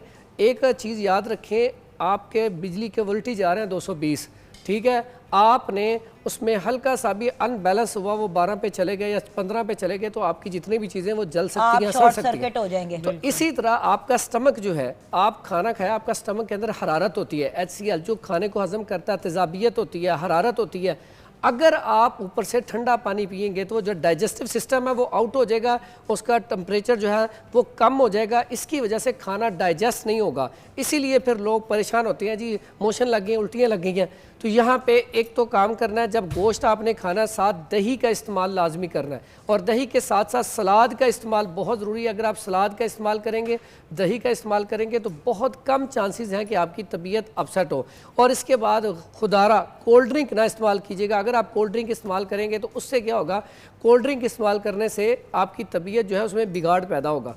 तो इसमें अगर आपका गोश्त गल नहीं रहा, तो अभी आपा ने बड़ी ज़बरदस्त चीज़ें बताई हैं, तो सादा सी एक चीज़ है, अगर आप गोश्त गलाना चाहते हैं, गोश्त गल नहीं रहा, तो उसके लिए कचरी, ये आम ना पहले गांव में मिलते थे, चिबड़, इसको चिबड़ कहते हैं पंजाबी में जी, और इसको आम ये पंसार स्टोर के कचरी के नाम से मिलती है, इतनी अच्छी है, आपका जितना मर्जी जो भी गोश्त है नहीं गल रहा, पाए नहीं गल रहे, आप उसमें ये थोड़ी सी डाल देंगे, इसका पाउडर है, तो आपका गोश्त फौरन गल जाएगा। उन्होंने अभी चोरी की है हमारे से, और अपनी भी सिचुएशन बता दें मैडम। और पाए की ना, जो पाए की अक्सर औकात ईद पे पाए बड़े शौक से खाए जाते हैं, और पाए इंतहाई मुफीद है ऐसे अफराद के लिए जिनके जॉइंट के अंदर फ्लूइड कम है, लुब्रिकेशन कम है, या हड्डियां कमजोर है, कोलेजन बनाता है ना, इसके और बाय द लिए वे आपकी स्किन के लिए कमाल है, कमाल है। अच्छा, अगर इसमें आप थोड़ा सा इजाफा कर लें तो इससे फ़ायदा क्या होगा, ऐसे अफराद जिनके घुटनों से आवाज़ें आती हैं ना, टक टक की, वो आवाज़ें आना ठीक हो जाएंगी। ऐसे अफराद जो अपना ऑपरेट करवाना चाह रहे हैं, घुटने का, तो घुटना डलवाना चाह रहे हैं, वो ये पाए इस्तेमाल करें, उसमें वो छोटे पाए हों या बड़े हों, वो इस्तेमाल करें, उसमें गूंद किकर वो थोड़ी सी शामिल कर लें जब पकाएं, तो उससे क्या होगा, नहीं कोई फ्लेवर नहीं चेंज होगा, और बल्कि थिकनेस बढ़ेगी। और आपके जो अक्सर ये नुस्खा लिया कहाँ से था, एक दोस्त थे, वो होटल का काम करते थे, तो वो पायों को ना ज़रा थोड़ा सा थिक करने के लिए डालते थे। तो जब मैंने इसकी फिर रिसर्च की और देखा, मैंने कहा मैं तो घुटनों के लिए दवाई इस्तेमाल करवा रहा हूँ, तो उसमें करवाई तो उसका बड़ा ज़बरदस्त रिजल्ट आया। और ये घुटनों की वैसे ही आपके अगर फ्लूइड कम है तो आप गूंद किकर 100 ग्राम और गूंद कतीरा 25 ग्राम इसका फ़ाइन पाउडर करके कैप्सूल भर के खिलाने शुरू कर दें, तो ये भी बड़े बेहतरीन है। तो अगर वो पायों में इस्तेमाल कर लें तो फिर इसका रिजल्ट 110% हो जाता है। जितना ज़्यादा नेचुरली कंज्यूम कर दे, किचन में भी मेरे ख्याल से सारे मामा, वो पायों की बात हो रही है, मुझे एकदम से पसंद याद आ गए। हमारे पसंदे बिल्कुल रेडी हैं, साथ फ्रेश सैलड और मिंट रायता, क्योंकि अभी आपने फ्रेश सैलड की बात की, तो ये फ्रेश सैलड और मिंट रायता बहुत जरूरी है, कोशिश करते हैं कि ये करें, बट होता ये है कि जब आप जब घर में अगर खाना करते हैं, ईद का मौका है, आपको भी पता है, मुझे भी पता है, वाहिद चीज जो नहीं खाई जाएगी वो होगी सलाद। वो सलाद होगी, हर चीज खा लेंगे और वो सलाद खाया जाएगा जिसमें मेयोनीज और पता नहीं गंद बला। असल चीज तो यही है ना, ये समझदार लोग खाते हैं इसको, ये मैं बता रही, जिनको अपनी सेहत का ख्याल है ना, वो खाते हैं। अच्छा, मजे की बात है कि जब इलाज की बात करते हैं तब खा लेते हैं, लेकिन वैसे नहीं खाएंगे तो बीमारी से अपने आप को बचा लो और खा लो। कभी भी आप शादी पे जाए ना तो पहले सलाद रखी जाती है, हालांकि वो सलाद रखते हैं कि इनका पेट भर जाए, हालांकि सलाद जो है ये भूख बढ़ाती है, ये भूख बढ़ाती है। आप कभी भी देखें सलाद आप खाना, आपको भूख नहीं लगती, आप सलाद खाना शुरू कर दें, इससे भूख बढ़ जाएगी। अच्छा जी, और बताइए। अच्छा जी, अब मैं बताती हूँ आप लोगों को, लेट से पहला गोश्त आया, आप लोगों ने गोश्त को पकाना कैसे है। एग्जैक्टली ये भी तो ये मसला होता है सबसे बड़ा कि मसला है। 1-2 दिन बाद बनाएंगे तो लोग तो मौके पे खाने के लिए लोग मौके पे खाने के लिए आते नहीं, गोश्त ऐसा हो कि जो सब खा सके, घर में सब अफराद खा सके, ऐसा कि चाहे जिसको देखिए यूरिक एसिड के मरीजों को तो मैं खास तौर पे कहूँगी वो एक बोटी से ज़्यादा ना खाइएगा, ठीक है। ये गरम मसाला है, गरम मसाले की बेसिक चीज़ें हैं। साथ साथ में मैं आप लोगों को एक ऐसी डिश बताने लगी हूँ कि जो आपके घर के हर अफराद के लिए मौजू है और बहुत ही आसान, एक सकाफती डिश है, एक सकाफती डिश है। आप उसको बस किस तरीके से बनाएंगे, सिर्फ 1 मिनट में रेसिपी बतानी है मैंने और आधे घंटे में आपने बना लेनी है। गोश्त लेना है अपने बकरे का, तकरीबन 2.5 से 3 किलो गोश्त हो, उसके अंदर दीदी आपने डाल लेना है सिर्फ 1 चम्मच गरम मसाला, ये सॉरी सफ़ेद जीरा, नहीं सॉरी सफ़ेद जीरा, सफ़ेद जीरा, और सिर्फ आपने लेनी आधा चम्मच काली मिर्चें। इनको काली मिर्चों को रोस्ट करके बिल्कुल आपने फाइन पीस लेना है। थोड़ा सा आपने नमक डालना है, नमक डालने के बाद जीरा को हल्का सा दरदरा करके उसके अंदर डाल दें। 5-6 जवे 15-20 जवे आपने डाल देने हैं इसके अंदर लहसुन के। आपने दम पे लगा देना है गोश्त को, जब गोश्त वो गल जाएगा उसी की चर्बी में, उसी के उसमें गोश्त में गलेगा, जो उसके अंदर नली की हड्डी होंगी ना वही चिकनाई निकलेगी। जब आप उठाएंगे हांडी तो आपने तकरीबन 10 से 12 सब्ज़ मिर्चें दरमियान से 2 कट इसको करके डाल के हांडी में 5 मिनट का दम रखे ले भी। जब आप हांडी का ढक्कन उठाएंगे तो पूरा मोहल्ला पागल हो जाएगा कि आज क्या बना लिया है, और इतना मज़े का ये गोश्त होगा कि आप सब पेट भर के भी खाएंगे, हल्का भी होगा। साथ में मेरी एक ही चीज़ रहेगी, ये मैं ज़रूर बताऊं, बाद में जो घर में से अक्सर कुर्बानी के गोश्त की स्मेल आती है, आपने घर को अच्छे तरीके से धोना है, सर्फ के साथ, जिसके साथ भी धोएं। आपने फिर दूसरे तरीके से ये करना है कि आपने फिनाइल डाला, पुचारा लगा दिया या आपने वाइपर लगा दिया। बाथ सोप का वो कमाल है कि आप खुद हैरान होंगे। ज़ुबैदा आपा का टोटका, ये ज़ुबैदा आपा का टोटका है, ये ज़ुबैदा आपा का टोटका है। उन्होंने फिर साबुन भी निकाला, साबुन फिर आपने घोल देना पानी के अंदर, इसको ग्रेट करके ना पानी के अंदर डालें, कद्दूकश करके डाल दें। हाँ कद्दूकश कर लें, कद्दूकश करके पानी में डाल दें, मिक्स हो जाएगा, आखिर में फर्श पे डाल के वाइपर लगा दे। सवाल ही पैदा नहीं होता कि इधर कुर्बानी की स्मेल कभी आ भी जाए। तो क्या बात है सर जी, आपका पैगाम चाहिए हमारे व्यूअर्स के लिए फाइनल आपकी बात के साथ। अच्छा, एक तो ईद के ऊपर ये सबसे बेहतरीन पैगाम है कि हम गोश्त को रखने की बजाय अगर जो मुस्तहिकीन हैं उन तक पहुंचा दें तो ये सबसे बड़ी नेकी है आपकी, क्योंकि हमें कुर्बानी सिखाती ही यही है। अगर आप गोश्त खाना चाहते हैं तो आप चंद दिन इस्तेमाल कर लें, महीनों के हिसाब से स्टोर करें ही ना। ये एक चीज़ें ज़रूरी होती हैं बताने के लिए, लेकिन इसे स्टोर करने से कभी भी आप देख लें, एक फ़्रेश गोश्त और एक पड़ा हुआ गोश्त, उसका टेस्ट का फ़र्क होता है। साथ जाते जाते एक सादा सा नुस्खा आपको देना चाहता हूँ। अगर गोश्त खाने से आपकी तबीयत ख़राब हो गई है, अगर नहीं भी हुई, तो ये नुस्खा ज़रूर इस्तेमाल कर लीजिएगा।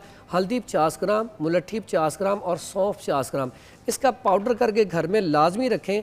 ये हाफ़ टी स्पून अगर आप ईद पे सुबह शाम इस्तेमाल करते रहेंगे तो इंशाल्लाह पेट की बीमारियों से, आंतों की बीमारियों से, पेचेस से, बहुत सारे अमराज से आप बचे रहेंगे। आपका स्टमक बिल्कुल ठीक रहेगा। Thank you so much for joining us, thank you. Advance में ईद मुबारक। इंशाल्लाह मैसेजेस पे तुम्हारी बात होगी ही होगी, और of course viewers as you know हम अब 1 दिन की आपसे छुट्टी लेंगे, जिंदगी रही तो मैं कल आपसे ज़रूर मिलूंगी। ये कहीं और किसी और प्रोग्राम में कुछ ना कुछ कर रही होंगी, और ये वाले हमारे भाई तो आपको पता ही है कौन से प्रोग्राम में नजर आते हैं फिजा के पास। तो अपना ख्याल रखिएगा व्यूअर्स। शेफ नूर आपको भी एडवांस में ईद मुबारक। आप सबको ईद मुबारक। व्यूअर्स जिंदगी रही तो कल मिलेंगे। खुदा हाफिज़ इंशाल्लाह।